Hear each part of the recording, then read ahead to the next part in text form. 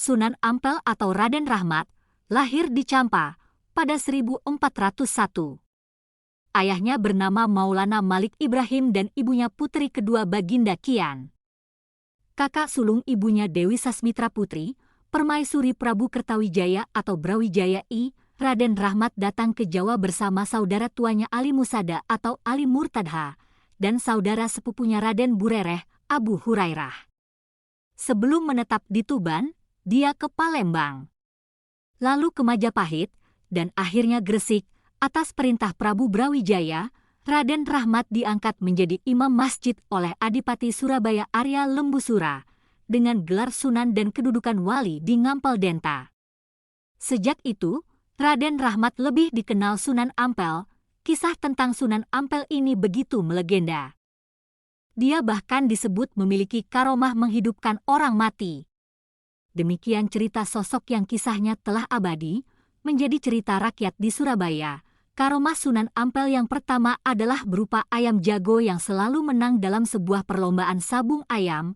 Kemudian terdapat karomah Sunan Ampel yang mampu menyeberangi sungai tanpa basah sedikit pun. Hingga terdapat sebuah bangunan masjid perahu terbalik yang sampai saat ini masih digunakan sebagai tempat ibadah umat muslim. Dia bahkan disebut memiliki karomah menghidupkan orang mati hingga 9 kali. Orang tersebut yakni marbot di Masjid Ampel bernama Mbah Soleh yang merupakan muridnya sendiri. Sunan Ampel sangat suka melihat suasana masjid yang rapi dan bersih berkat pekerjaan Mbah Soleh tersebut. Tetapi suatu ketika Mbah Soleh meninggal, santri lain lantas menggantikannya menjadi marbot masjid. Akan tetapi, masjid tersebut tetap terlihat kotor karena tidak ada yang bisa membersihkan masjid seperti yang dilakukan Mbah Soleh. Seketika, teringatlah Sunan Ampel dengan Mbah Soleh tersebut.